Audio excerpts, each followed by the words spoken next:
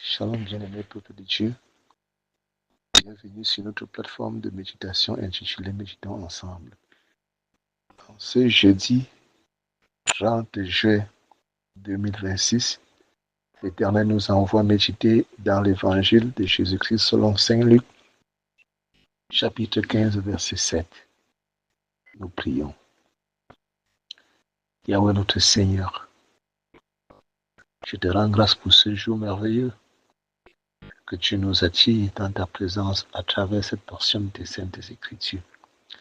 Daigne répandre, Seigneur, sur toute personne, sous le son de ma voix à travers cette méditation, ton esprit d'écoute, de compréhension et de prompte obéissance, afin, Éternel, que ce message trouve en chacun un terrain fertile pour la transformation de son être intérieur à la gloire de ton Saint-Nom, au nom de Jésus-Christ. Amen. Je lis pour nous dans la Bible version Luc II, Luc 15, verset 7. De même, je vous le dis, il y aura plus de joie dans le ciel pour un seul pécheur qui se repent que pour 99 justes qui n'ont pas besoin de repentance. Amen.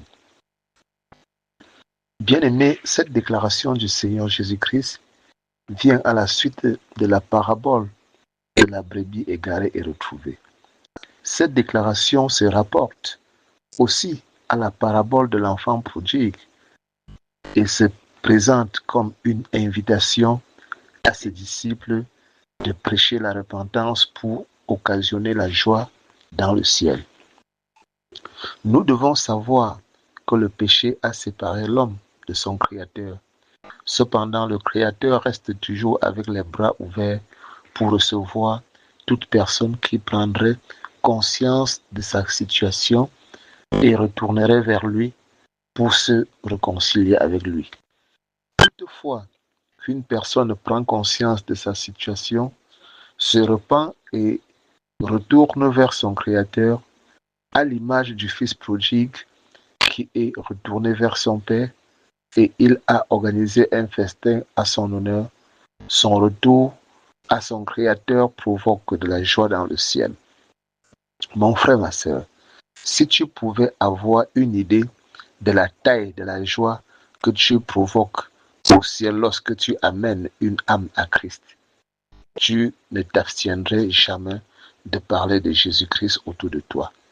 Que puisse l'Éternel, ton Créateur, t'ouvrir les yeux pour que tu penses, que tu prennes conscience de ta situation.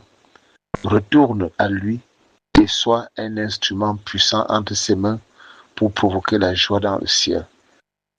Au nom de Jésus-Christ. Amen.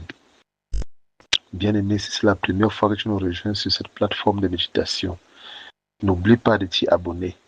Surtout de liker cette publication et la partager afin que l'Éternel par toi puisse toucher un grand nombre d'âmes pour le salut. Sur ce, nous disons à demain pour une nouvelle méditation par la grâce de Dieu au nom de Jésus-Christ. Shalom.